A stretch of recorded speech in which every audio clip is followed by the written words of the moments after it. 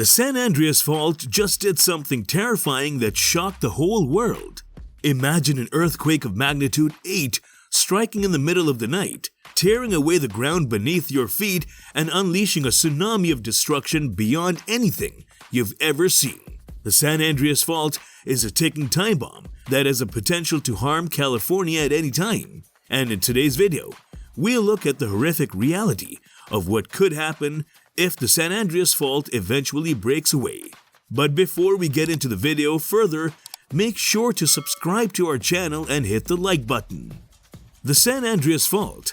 The San Andreas Fault is a geological feature in California, United States. It is a transform fault that runs through the state for approximately 800 miles, that's 1,300 kilometers, from Cape Mendocino in the north to the Salton Sea in the south.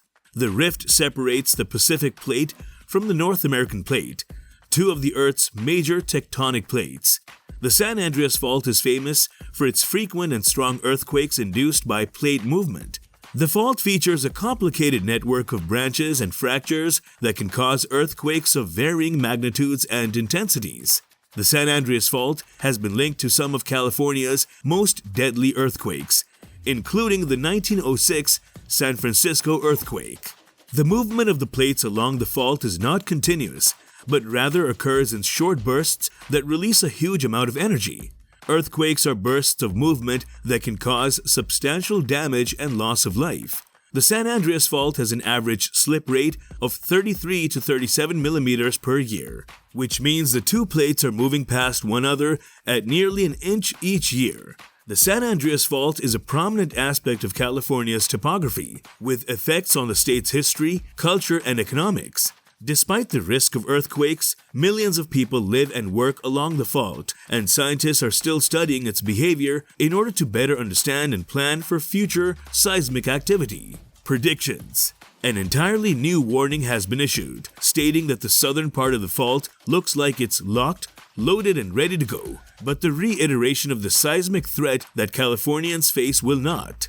Director of the Southern California Earthquake Center, Thomas Jordan, made a statement lately that should make every Californian feel uneasy. He warned that a major earthquake might be triggered by the San Andreas Fault at any time.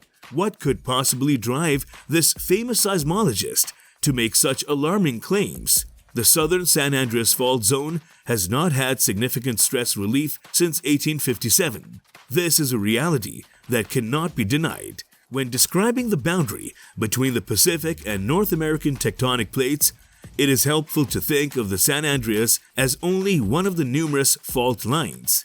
Both plates are moving in a similarly northerly direction. However, the Pacific Plate is moving at a far faster rate than its North American counterpart. Hence, stresses between the plates are continuously increasing.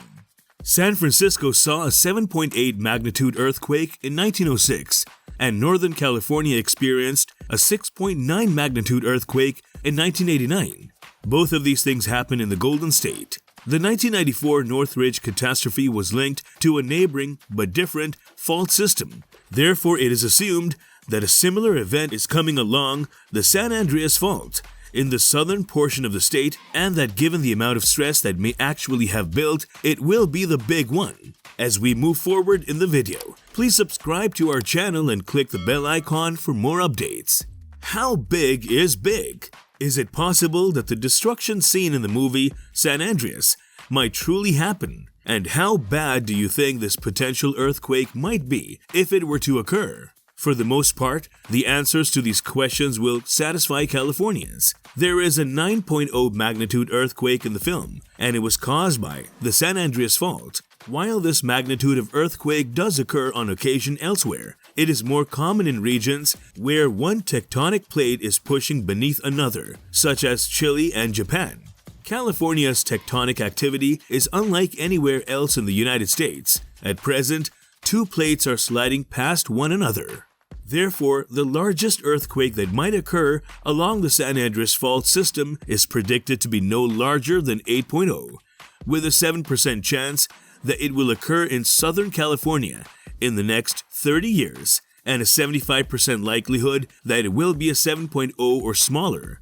The energy released by an earthquake of magnitude 7.0 8.0 or 9.0 is vastly different, despite their apparent similarity. With a magnitude of 9.0, the energy released would be 32 times that of an 8.0 event and 1,000 times that of a 7.0 event.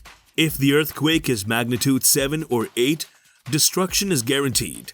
Nonetheless, the unlikely sequence of events depicted in the film, the San Andreas Fault, for instance, does not pass beneath any body of water. Thus, earthquakes along it cannot displace enough water to trigger a tsunami.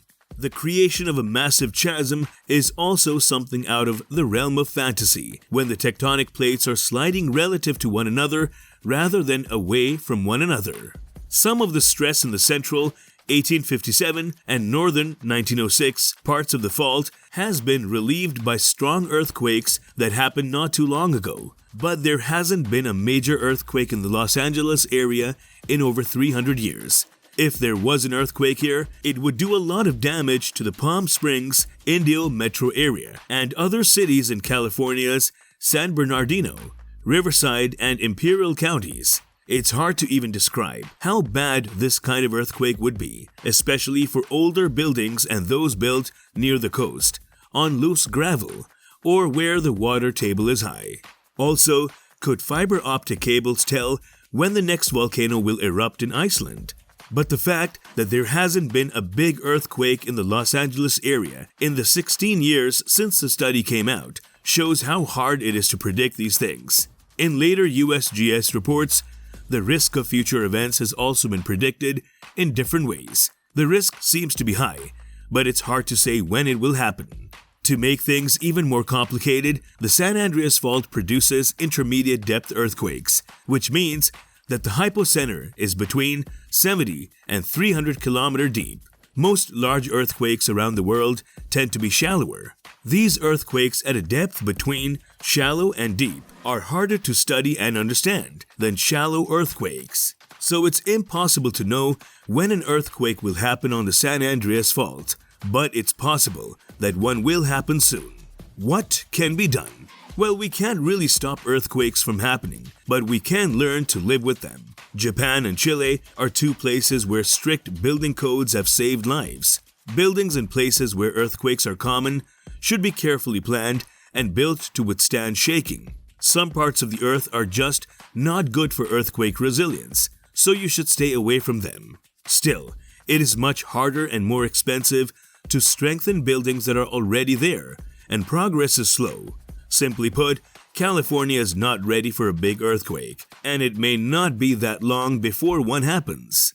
In the end, it's up to policymakers and communities to put protections in place. Research can only tell us what we need to know.